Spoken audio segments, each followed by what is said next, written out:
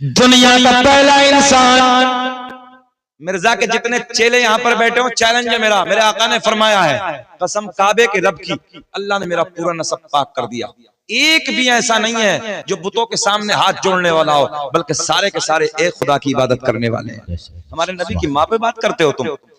दुनिया का पहला इंसान, दुनिया का पहला आदमी हजरत आदम अलैहिस्सलाम, आदम के बेटे शीश है, शीश के बेटे यानस है, यानस के बेटे कैनान है, कैनान के बेटे मेलाइल, मेलाइल के बेटे बयारत, बयारत के बेटे इदरीस, इदरीस के बेटे मुतवश्शिक, मुतवश्शिक के बेटे नमकलेक नाम, नमकलेक नाम के बेटे नून, नून के बेटे साम, साम के बेटे सुल्हाद, सुल्हाद के बेटे शालिक, शालिक के बेटे आबिर, आबिर के बेटे दाता। कितने हो गए? नेटवर्क तो नहीं गए अभी? नेटवर्क आ रहे हैं ना। आदम दुनिया के पहले इंसान का नाम, आदम के बेटे शीश है, शीश के बेटे यानस है, यानस के बेटे कैनान है, कैनान के बेटे मेलाइल, मेलाइल के बेटे बयारत, बयारत के बेटे इदरीस, इदरीस के बेटे मुतवश्शिक, मुतवश्शिक के बेटे नमकलेक नाम, नमकलेक नाम के बेटे नून, नून के बेटे साम, साम के बेटे सुल्हाद, सुल्हाद के बेटे शालिक, शालिक के बेटे आबिर, आबिर के बेटे दाता, दाता के बेटे रावा, रावा के बेटे सारुक, सारुक के बेटे नाफोर, नाफोर के बेटे तारिक, तारिक के बेटे इब्राहीम खलीलुल्लाह, सुभान अल्लाह, इब्राहीम खलीलुल्लाह के बेटे इस्माइल ज़बीहुल्लाह, इस्माइल ज़बीहुल्लाह के बेटे पैदार, पैदार के बेटे अवाम, अवाम के बेटे हमल, हमल के बेटे साबित, साबित के बेटे सलमान, सलमान के बेटे अलहैसा, अलहैसा के बेटे इलियासा, इलियासा के बेटे होद, होद के बेटे अव्वा, अव्वा के बेटे अदनान, अदनान के बेटे मआद, मआद के बेटे नज़ार, नज़ार के बेटे मुदर, मुदर के बेटे इलियास। कब बोलोगे सुभान अल्लाह? सुभान अल्लाह। मेरे इंतकाल के बाद बोलोगे सुभान अल्लाह।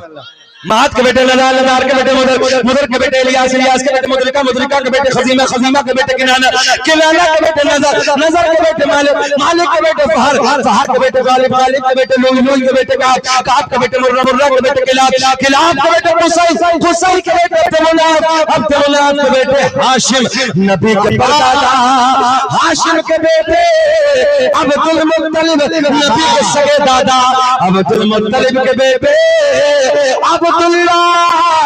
पूरा मजमा खड़े हो गए लोग, अब्दुल्लाह के बेटे मोहम्मद। खड़े हो जाइए, खड़े हो जाइए, खड़े हो जाइए, खड़े हो जाइए, सब खड़े हो जाइए। लब्बैक लब्बैक या रसूल अल्लाह।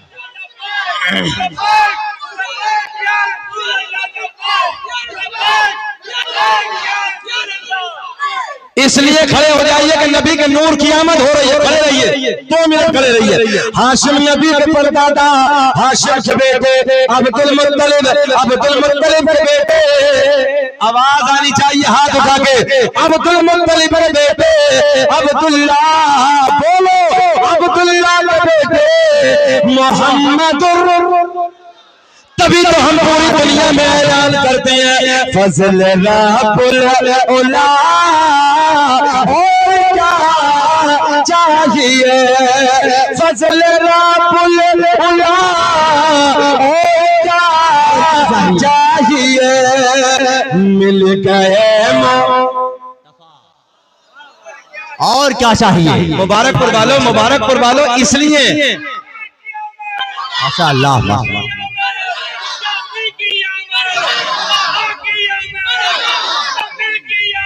वाह वाह वाह वाह।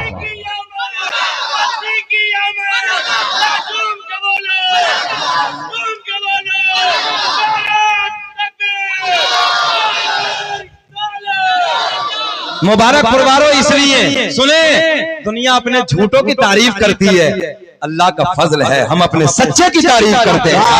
फजल रब्बुल उला, झूम के पढ़िए, फजल रब्बुल उला, और क्या चाहिए मिल गए मुस्तफा।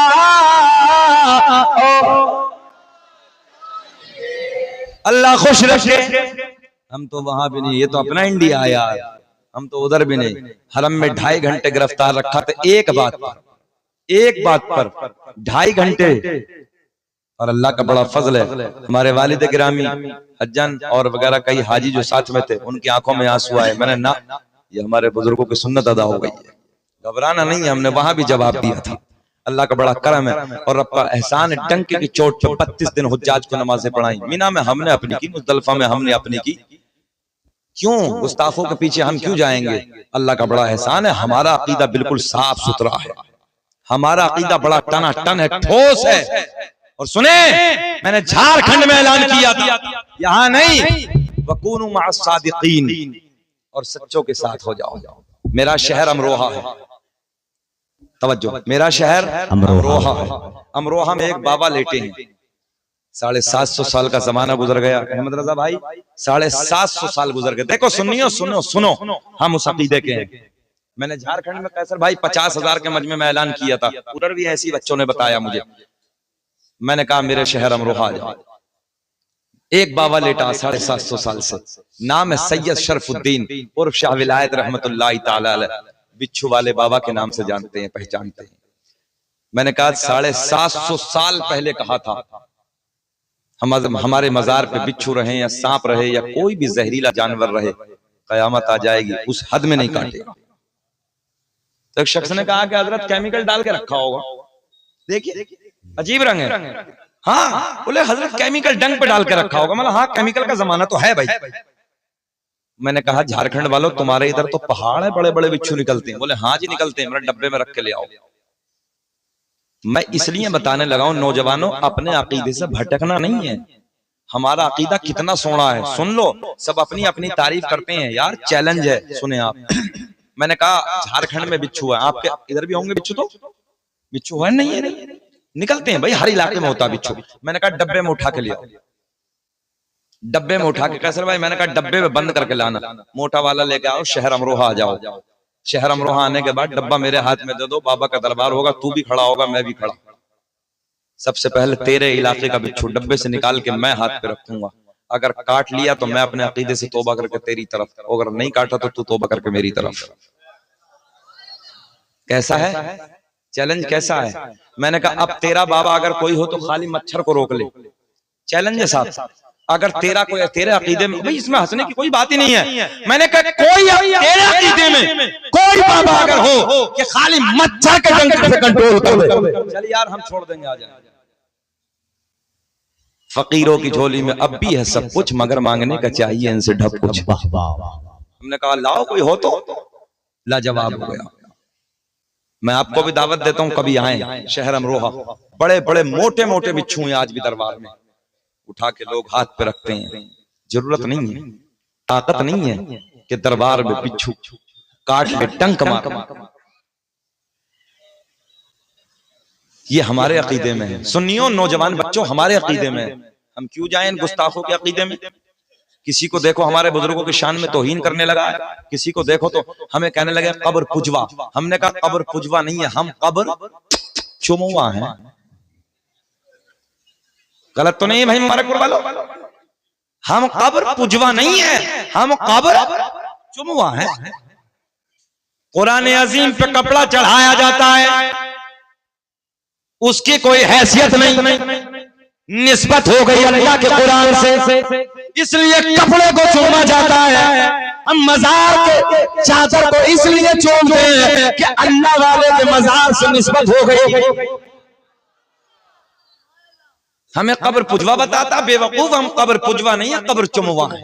और अल्लाह का करम है, ये सब तुम भी जानते हो, मैं भी जानता हूं। चूमा उसे जाता है जो प्यारा होता है, प्यारा होता है, और जो बुदबू वाला हो उसे दूर किया जाता है। अब इसमें कोई गलत बात थोड़ी है, दूर किया जाता है। हाँ, मसला के आला हजरत ये है, मजार पे जाइए, चंद कदम फासले पर खड़े होकर फातिहा पढ़ के अपने घर वापस आ जाए। मजार की चादर चूमना जायज है, मगर बेहतर ये है कि दूर खड़े होकर फातिहा पढ़ के वापस आ जाए। क्योंकि आज लोग देख रहे हो कैसे क्या करने लगे। आओ अच्छा सरकार गौसे आजम की बारगाह में चलते हैं। हाजतुल असरार के हवाले से एक बात जहन में आई। एक बड़े आलिम दीन बगदाद में आए, 1 घंटा 10 मिनट हो गई, घूर के तो नहीं देख रहे? अच्छा लग रहा है? जब आप थोड़े खामोश हो जाते तो मैं चौंक जाता हूं। जरा बोल दे सुभान अल्लाह। शकील अहमद रज़वी का मिजाज थोड़ा सा अलग है, चहचहाता जीता जागता माहौल हो और मुस्कुराते हुए, क्योंकि चहलुम की महफिल थोड़ी है कोई, इस्लामी मुआशरा है। जरा बोलो सुभान अल्लाह। अपने दिलों को ना इतना सोना बना लो कि तुम्हारे लबों पे मुस्कुराहट होनी चाहिए। अब मोमिन की पहचान यह है कि मोमिन नरम दिल होता है। मोमिन क्या होता है? नरम दिल। अगर कहीं झगड़ा भी हो जाए तो राजी जल्दी हो जाता है, कोई बात बन बिगड़ जाए तो माफ कर देता है जल्दी। ये मोमिन की पहचान है। पहली बात तो वो झगड़ा करता नहीं है, और इत्तेफाक अगर हो भी जाए तो मान जल्दी जाता है। और आज लोगों के दिल सख्त हो गए हैं, एक दूसरे को माफ करने तैयार नहीं है, बल्कि कहते क्या, जब तक जेल में नहीं जाएगा जब तक चैन नहीं मिलेगी। मैंने कहा जेल में पहुंचा के इतनी चैन नहीं होगी जितना उसे माफ करके बिस्तरे पे लेट के देख, कितना तुझे सुकून मिलेगा। जरा माफ करके देख। आज लोग माफ नहीं करते एक दूसरे को, माफ किया करो। कोरोना काल के बाद मैं इलाके में मुरादाबाद के, जहां हाफिज मिल्लत अली रहमा का जो इलाका, उधर तकरीर करने के लिए जब मैं पहुंचा तो एक चेयरमैन साहब जेल से आए। उन्होंने कहा हजरत 2900 लोग इस वक्त मुरादाबाद की जेल में हैं। उन्होंने बताया 1900 मुसलमान हैं। हैरत में 1900 मुसलमान हैं जेल में। क्या हम कोर्ट और कचहरी के चक्कर काटने के लिए बने? क्या हमारी जिंदगी बस इसीलिए रही है कि हम आपस में झगड़े करें, फसाद करें, एक दूसरे को फंसाएं और एक दूसरे को जेल में पहुंचाएं? नहीं, आपस में माफ करना सीखो, एक दूसरे के साथ नरमी से बर्ताव करो, मोहब्बत के साथ जिंदगी गुजारो। अब देखो कितना मजा आएगा। जन्नती की पहचान यह है कि जब इंतकाल हो जाए तो महल्ले वाले, मिलने वाले, आजू बाजू वाले जब उसे तारीफ करें, कहने लगे यार था बंदा बहुत सोना यार, था बहुत अच्छा यार, अखलाक बहुत अच्छा था, बातें बहुत अच्छी थी, लहजा बहुत अच्छा था, मुस्कुराहट बहुत अच्छी थी, नरम दिल था बंदा। ये पहचान है जन्नती। और जब कहे अरे यार मत मर गया, अच्छा ही हुआ। कितने लोग ऐसे हैं जो लोगों को सताते हैं, लोगों की जमीनें हड़पते हैं, गरीबों को सताते हैं, मकारियां करते हैं। यहाँ बराबरी का हक है, किसी को सताने की जरूरत नहीं है, तुम्हारा भाई है। इन्नमल मुमिनूना इख्वा, हर मोमिन आपस में भाई भाई है। मोहब्बत के साथ जिंदगी गुजारो, पुरफितन दौर है, एक दूसरे को माफ करो, एक दूसरे को माफ करके अपनी जिंदगी गुजारो। नौजवानों से गुजारिश करूंगा, शराबों की दुकानों में ठोकर मारो, अय्याशियों के अड्डों में ठोकर मारो, पलट के वापस आओ। इसी गुज़िश्ता 6 तारीख को मैं लखनऊ के एक इलाके में था। एक शख्स ने मुझे बताया एक मुसलमान नौजवान 80 लाख की जमीन अपने बाप की बेची, 80 लाख रुपए की जमीन, और कैसर भाई 2 महीने में अय्याशी और शराब में बर्बाद कर। आज इसलिए हमारे नौजवान, इसलिए हमारे बच्चे, इस पैसे को बचाओ, अपनी नस्लों को पढ़ाओ। हर तरफ से पैसा बचाना है, अपनी नस्लों को पढ़ाना है। मक्कारियों में जिंदगी गुजारने की जरूरत नहीं है, बल्कि अपने बच्चों के हाथ में कलम दे दो, कामयाब हो। चलो आगे की तरफ चलते हैं, बगदाद के शहंशाह की तरफ चलते हैं। कौन बगदाद का राजा? नौजवानों देखें, जो एक रात में, हर रात में 1,000 रकात नफल नमाज पढ़े। जरा मुहासबा करो जिंदगी का, कौन है ऐसा जो हर रात में कम से कम 10 रकात नफल नमाज पढ़ के सोता हो? है कोई? कोई नहीं। ये देखो गौसे आजम की जिंदगी। नौजवान पर जब वापस आ जा, अपने पेशानी को सस्ते में झुका ले, रात अल्लाह अल्लाह करके गुजार। हमने नौजवानों को देखा है, एक मुबारकपुर के लिए जुमला, 18 घंटे मोबाइलों में जिंदगी बर्बाद करने वालों, रातों रात अय्याशों के मनाजिर, गंदे गाने, ड्रामे, फिल्में देखकर अपनी जिंदगी को गुजारने वालों, 18 घंटे मोबाइल ना देखो, बल्कि 18 घंटे किताबें पढ़ लो। IAS तुम्हारे होंगे, IPS तुम्हारे होंगे। 18 घंटे मोबाइलों में गाने, दानिश्वर लोग बैठे, हमारे बुजुर्ग बैठे हैं, नौजवान रात के 2-2 बजे तक मोबाइलों में गाने, रात के 2-2 बजे तक अय्याशी के मनाजिर, और सुबह को देखो तो फजर की नमाज में कुत्ते की तरह औंधा पड़ा है। थोड़ा सा कड़वा है, मगर टैबलेट जितनी कड़वी होती है आराम जल्दी करती है। मैं सही कह रहा हूं, इसलिए कुत्ते की फितरत जाओ, प्रैक्टिकल करके देखना, पूरी रात रोडों पे भौंकता मिलेगा और सुबह के वक्त सोता मिलेगा। ये हमारे नौजवानों की हालत है आज। तुमसे वो परिंदे बेहतर हैं जो रात को इशा के वक्त पेड़ों पे बैठ के कभी हमने बोलते नहीं देखे, और फजर की अजान के वक्त उन परिंदों को कभी खामोश बैठे नहीं देखा। तुमसे तो वो परिंदे बेहतर हैं।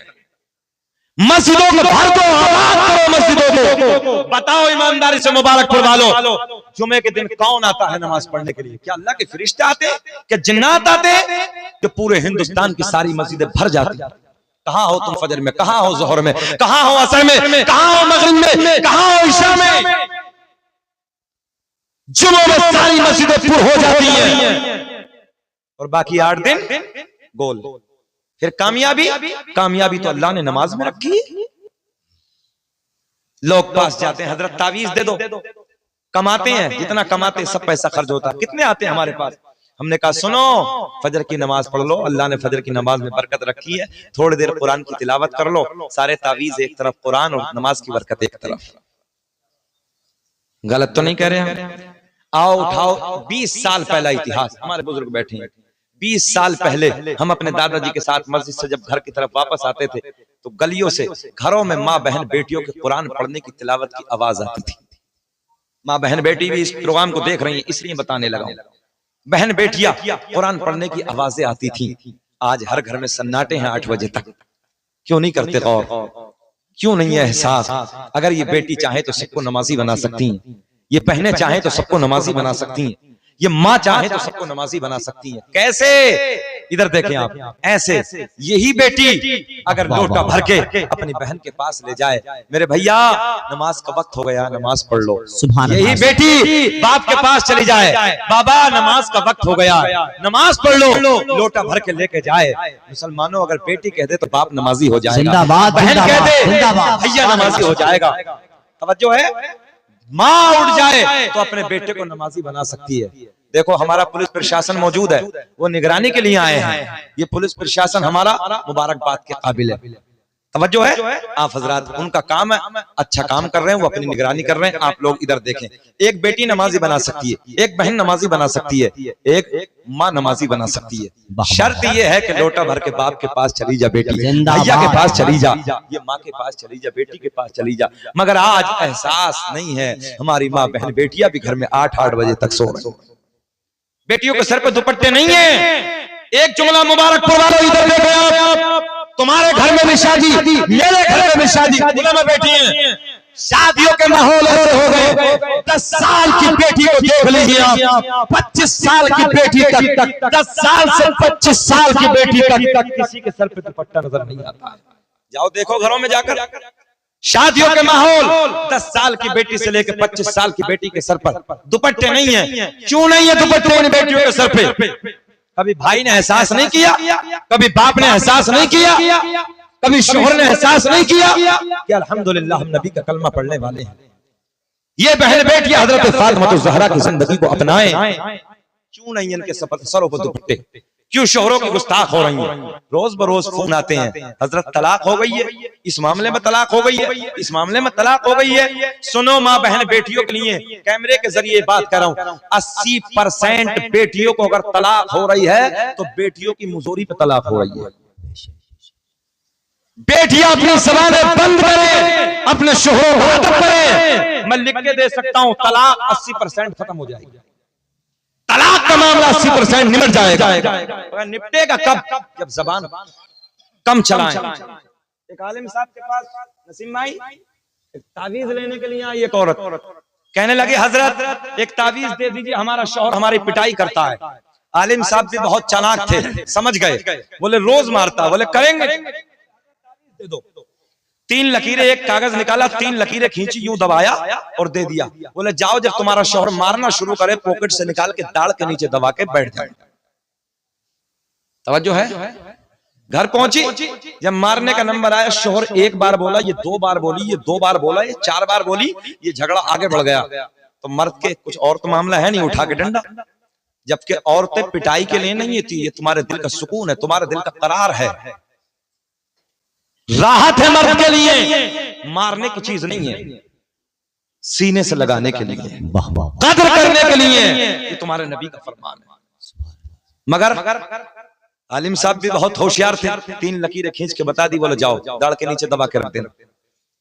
अब जब नंबर आया पिटाई का तो जल्दी से पॉकेट से निकाला, दाढ़ के नीचे दबा के बैठी। अब ये जब खामोश हो गई तो उनका गुस्सा ठंडा हो गया। जब गुस्सा ठंडा हुआ तो पिटाई खत्म, डंडा हाथ में तो छोड़ दिया। अब जब दूसरा दिन आया तो फिर वही ये मुजोरी तो ये मुजोरी, ये मुजोरी तो ये मुजोरी, ये उससे ज्यादा कचर कचर कचर कचर कचर कैंची की तरह चल रही है जबान। सुने आप मुबारकपुर वालों, उसने फिर निकाला, दाढ़ के नीचे दबाया, फिर बैठ गई। अब जब फिर खामोश है, दाढ़ के नीचे आलिम साहब ने कहा था दबा के बैठ जाना। अब जब दबा के बैठे तो बोला ही नहीं जाता, और जब बोला नहीं जाता उसका गुस्सा ठंडा हो गया। अब फिर खामोश, तीसरा दिन, चौथा दिन, पांचवा दिन, 8 दिन हो गए। 8 दिन के बाद आलिम साहब के लिए बड़े मीठे का दुकान का डिब्बा। बोले हजरत जी मुबारकबाद, आपके तावीज ने 100% काम किया है। बोले हजरत ये डब्बा आपके लिए।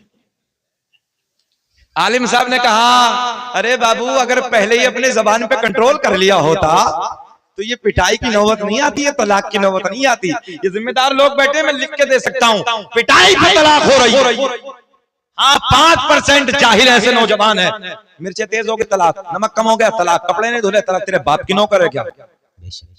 गुलामा बेटे, निकाह में होती है इतने महर के साथ, मैं नानो नस्ता के तेरे निकाह में दी जाती है। कबूल की? तो कह रही है कबूल की। बाबू, नान माने आटा नहीं है, रोटी है। लाओ पकी पकाई, लाओ कपड़े धुले धुलाए। ये औरत की मेहरबानी है कि तुम्हारे लिए रोटी पका के देती है, कपड़े धो के देती है, घर का काम काज करती है, उसकी जिम्मेदारी में नहीं है, ये उसका एहसान है। इसलिए मोहब्बतों के बर्ताव करो, प्यार करो। सैयदा तैयबा ताहिरा अम्मा सैयदा आयशा सिद्दीका रज़ियल्लाहु ताला अन्हा, सरकार का सर अनवर अम्मा आयशा की गोद में, सरकार की जुल्फे संवार रही, ऐसे जुल्फे संवार रही अम्मा, अम्मी आयशा। क्या कहती हैं? मिस्र की औरतों ने हजरत यूसुफ को देख के अपनी उंगलियों को काट लिया था। कहती क्या है?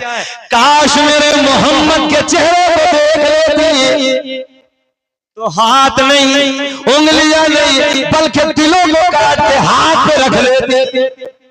न इज्जत का न दौलत का और भरोसे हश्र आकी मोहब्बत का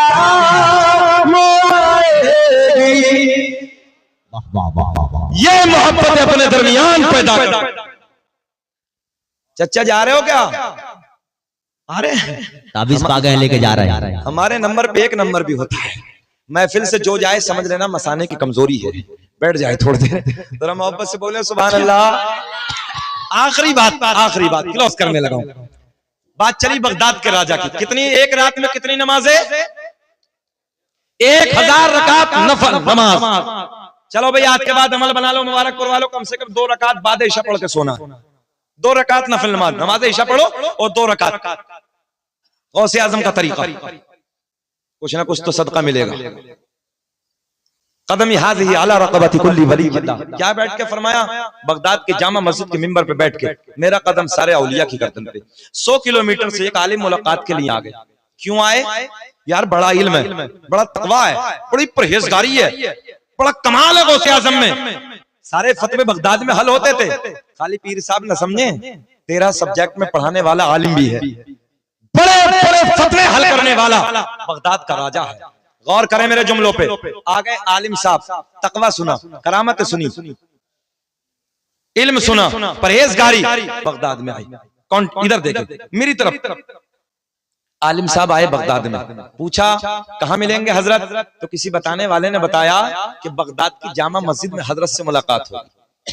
आलिम साहब बगदाद की जामा मस्जिद में, इधर देखें आप सब लोग, इधर देखें। तो सरकार जैसी बगदाद की जामा मस्जिद में आलिम साहब पहुंचे तो क्या देखा कि हुजूर गौसे आजम के हाथ में मिट्टी का लोटा है, वुजू की तैयारी कर रहे हैं, वुजू खाने पे बैठे हैं। आपने हाथ धोए, आलिम साहब का मुंह आगे की तरफ, आलिम साहब का मुंह आगे की तरफ, आलिम साहब पीछे, आलिम साहब का मुंह आगे की तरफ, गौसे आजम आगे बैठे हैं वुजू खाने पे, आपका भी मुंह आगे की तरफ।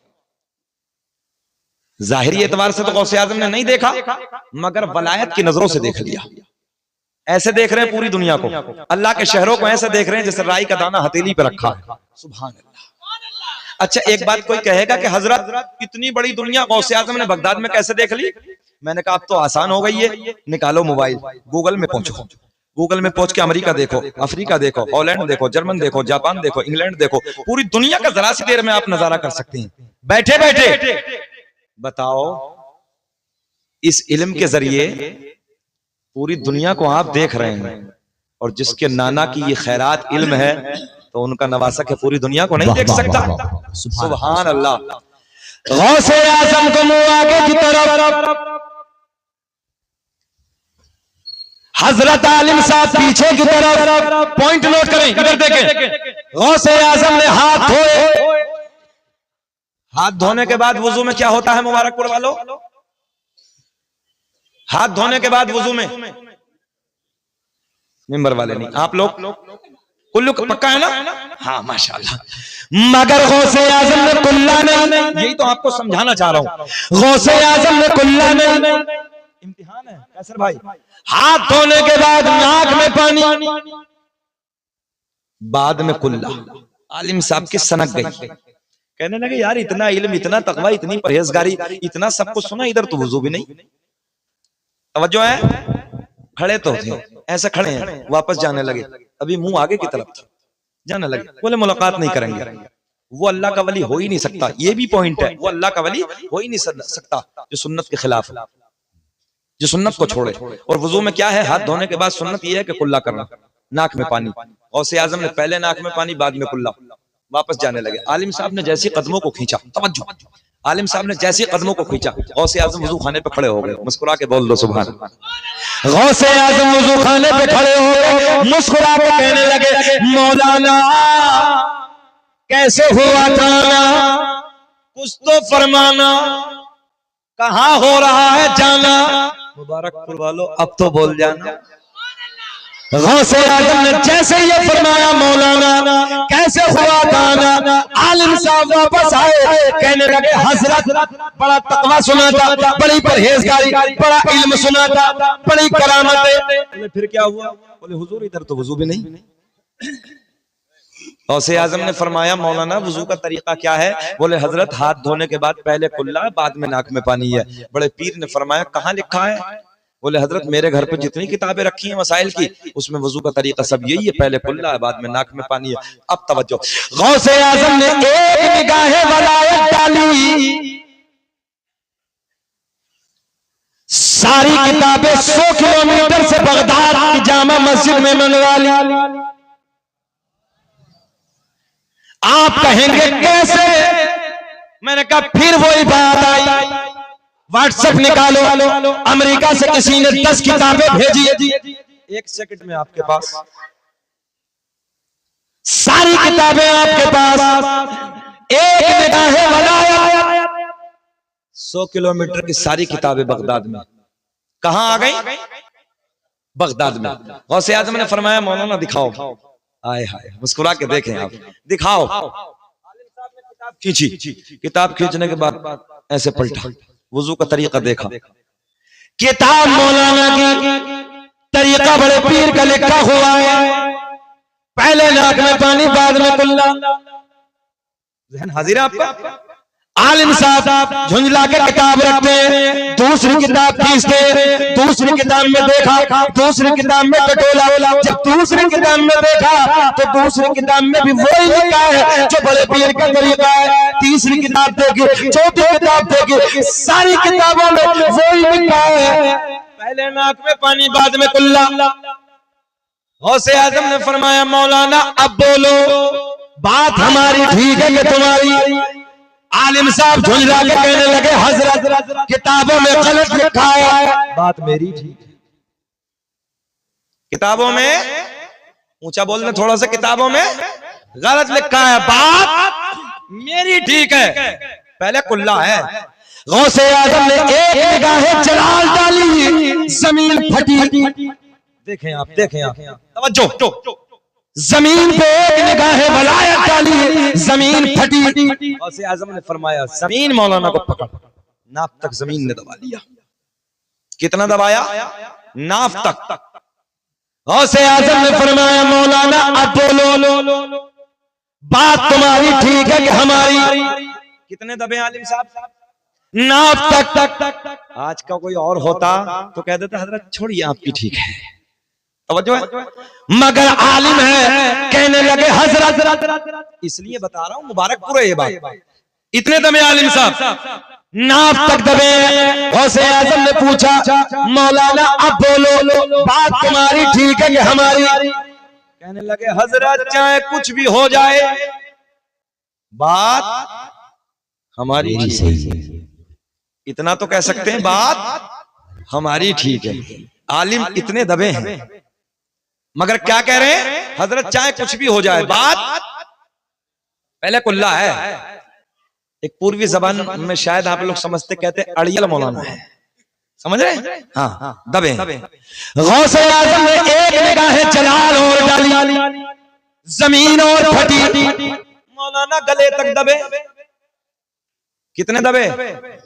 मुस्कुरा रहे हैं। अच्छा मौलाना दब रहे हैं तो मुस्कुरा रहे हैं। अच्छा कुछ ये सोच रहे होंगे एक बार और कहते बड़े से पीर साहब मौलाना गड़म, इस चक्कर में तो नहीं है। अल्लाह खुश रखे आपको। कितने दबे हैं? गले तक। आलिम साहब गले तक दबे। तो बहुत पॉइंट। गौसे आजम ने फरमाया मौलाना अब बोलो बात तुम्हारी ठीक है कि हमारी? आलिम साहब कहने लगे हजरत चाहे जान चली जाए बात हमारी ठीक है। पहले कुल्ला है। इतने दबने के बाद भी कोई और होता तो छोड़ के भाग जाता। देखें आप कितने दबे भैया? गले तक। क्या कहा?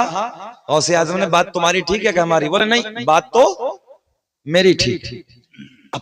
बड़ा गौसे आजम ने फरमाया मौलाना अगर लोहे महफूज पर दिखा दो तब जो है अगर लोहे महफूज पर दिखा दो तब बोलोगे कब?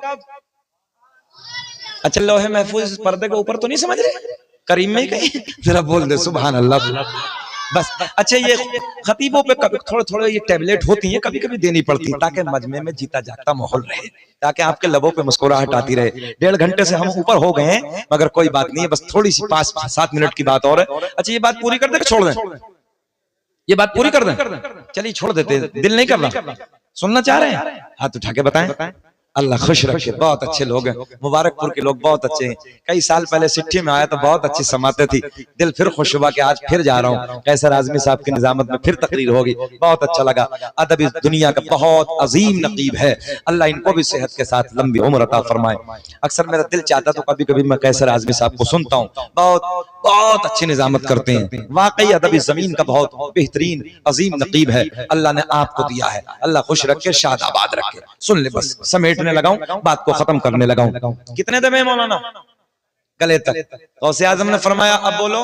बोले ना बात हमारी ठीक है। पहले कुल्ला है। देखिए कहां से कहां आई ये बात। गौसे आजम ने फरमाया मौलाना अगर लोहे महफूज पे दिखा दो तब कहने लगे आलिम साहब हजरत दिखाओ। गौसे आजम ने फरमाया मौलाना नजरें उठाओ। तवज्जो। आलिम साहब ने नजरें उठाई, सारे हिजाबात के पर्दे फट गए, सारे पर्दे चाक हो गए, सामने लोहे महफूज नजर आने लगा। आलिम साहब ने जब लोहे महफूज को देखा तो लोहे महफूज पे भी वही लिखा है जो बड़े पीर का तरीका है। तवज्जो। गौसे आजम ने फरमाया मौलाना अब बोलो। अहले इल्म की तवज्जो। गौसे आजम ने फरमाया मौलाना अब बोलो बात तुम्हारी ठीक है कि हमारी? तो आलिम साहब कहने लगे हजरत वो अपनी जगह ठीक है मगर बात मेरी ठीक है। तवज्जो है? हाँ मुबारकपुर वाले ने समझेंगे तो कौन समझेगा? वो अपनी जगह ठीक है मगर बात गौसे आजम ने फरमाया जमीन छोड़ दो। जमीन को हुक्म दिया, जमीन ने छोड़ा। आलिम साहब निकल के बाहर आ गए। गौसे आजम की जबान के जुमले सुनो। गौसे आजम ने फरमाया मौलाना हम आपका इम्तिहान ले रहे थे, बात तो तुम्हारी ठीक है, पहले कुल्ला है, बाद में नाक में पानी है, मगर जब तक तुम्हारे जैसे हक कहने वाले आलिम दुनिया में मौजूद है, कोई मेरे नाना की उम्मत को गुमराह नहीं कर सकता। लगाओ मजमे से नारे तकबीर, नारे रिसालत, इस्लाहे मौशरा कॉन्फ्रेंस।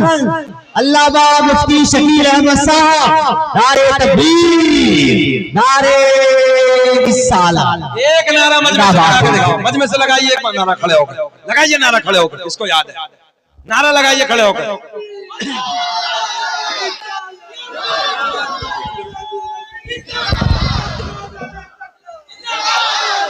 बैठ जाइए, नारा लगाने के लिए बोले हैं, सलाम पढ़ने के लिए नहीं।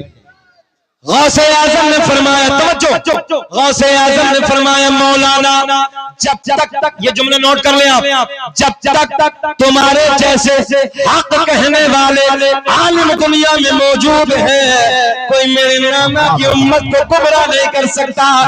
तभी तो मेरा ईमान, बरेली की शान, सुन्नियत की जान, इल्म की चट्टान, अपने कलम को उठाते हैं और लिखते हैं, वाह क्या मर्तबा बाला। सब पढ़ ले, सब पढ़ ले, सब। वाह क्या मर्तबा बाला तेरा, ऊंचे ऊंचे के सारों से खतमाला। और क्या क्या बेकिस पे हिमायत का हो पंजा तेरा, शेर को खतरे मिलाता तेरा, वाह क्या सहबाला तेरा। या अय्युहल्लज़ीना आमनु तक़ुल्लाह, ऐ ईमान वालो अल्लाह से डरो, वकूनु मअस सादिकीन, और सच्चों के साथ हो जाओ। अल्लाह की बारगाह में दुआ है, जो मैंने कहा आपने सुना, बलिहाज़े बशरियत